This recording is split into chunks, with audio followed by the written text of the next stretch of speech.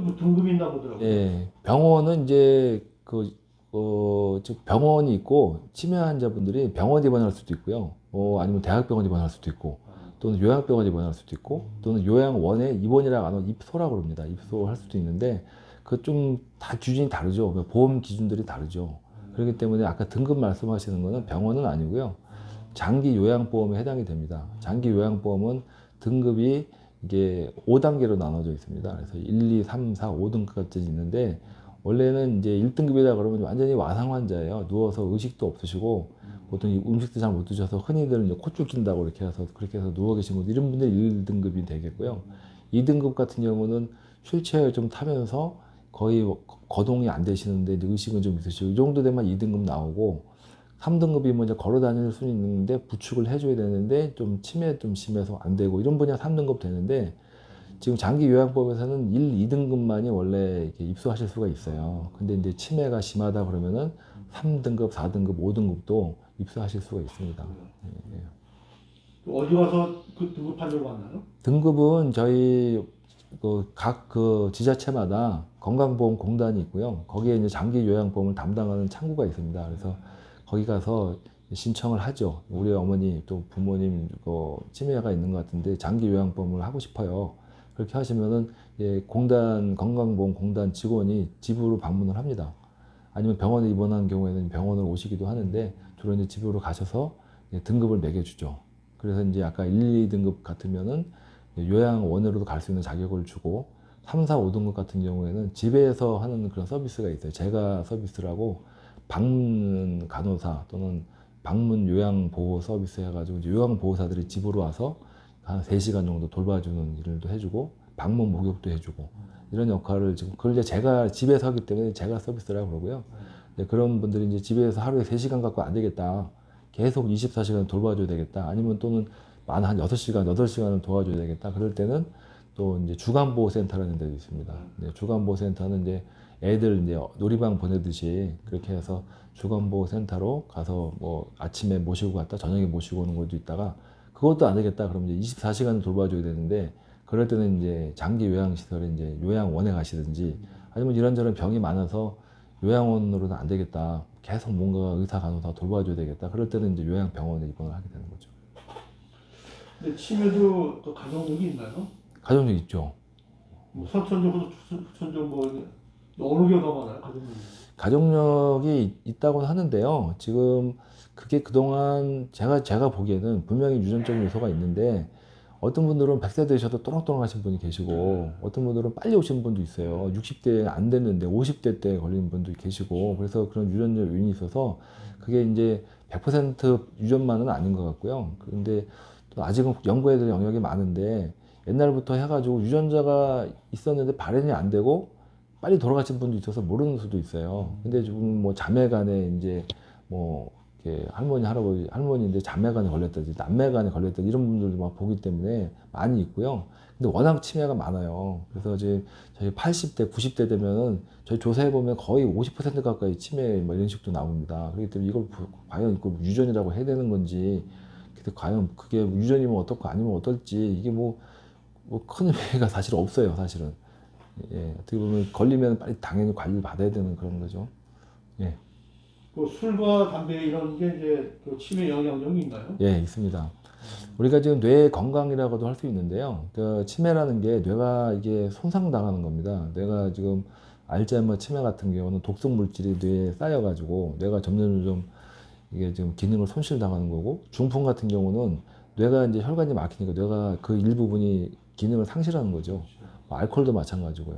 그런데 술이나 담배가 뇌에 영향을 또 나쁘게 영향을 줍니다. 그래서 원래 내가 뇌 기능이 한 이만한데 이만큼 손상을 당했어요. 그럼 요거 갖고 살아야 되는데 그거 갖고 살다가 보면은 그냥 그럭저럭 사실 수도 있는 분이 술이나 담배를 하시게 되면 뇌 기능 더 손실당하는 거죠. 그럼 더 빨리 오겠죠. 내가 치매 증상이 뭐 10개라면 술, 담배나 이런 뇌에 나쁜 영향을 주는 걸 하게 되면 20개, 10개, 20개가 아니라 뭐 30개, 40개가 되겠죠. 나쁜 영향을 주죠. 그리고 알코올만으로도 치매 옵니다. 알코올성 치매가 있긴 하고, 담배 같은 경우는 뭐 만병의 근원이죠, 지금 같아서는. 뭐 중풍 오는데 말할 것도 없고요. 특히 뭐 혈관성 치매 오는데 아주 제일 나쁜 영향을 주고, 또 혈관에 이런 그 혈액순환이 안 되게끔 만들기도 하니까 되게 안 좋죠. 혹시 수면도 치매 영향이 있나요?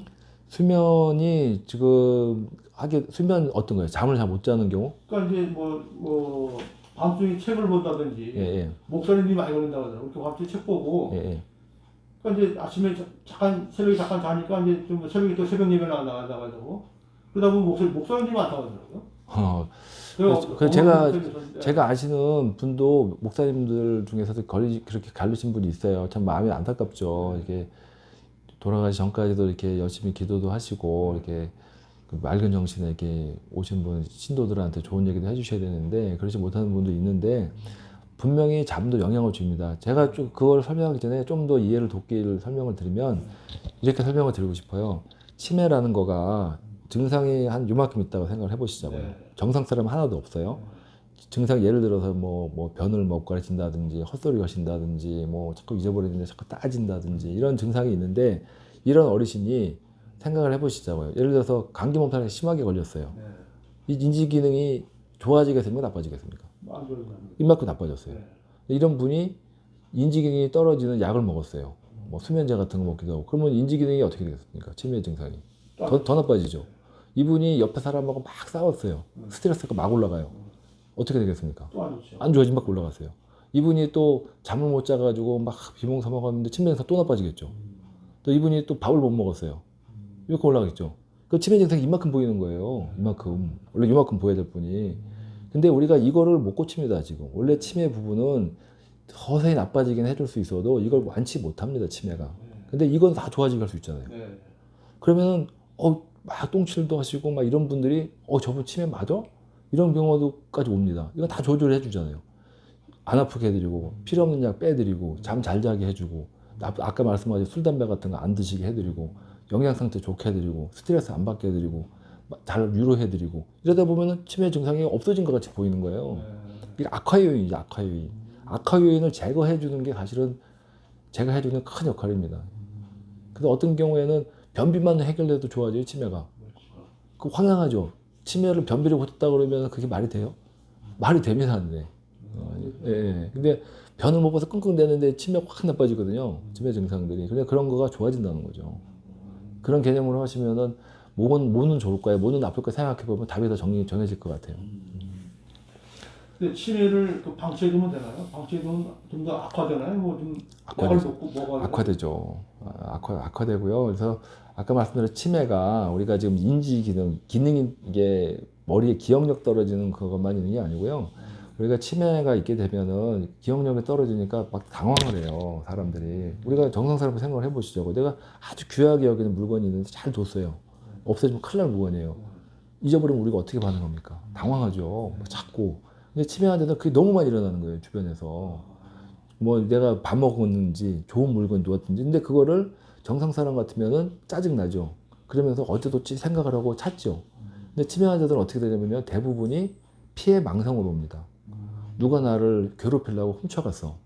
또는 그거 없어진 거가 대부분이 며느리나 주 보호자가 되죠. 저 여자가 제가 나를 괴롭히려고 훔쳐갔어.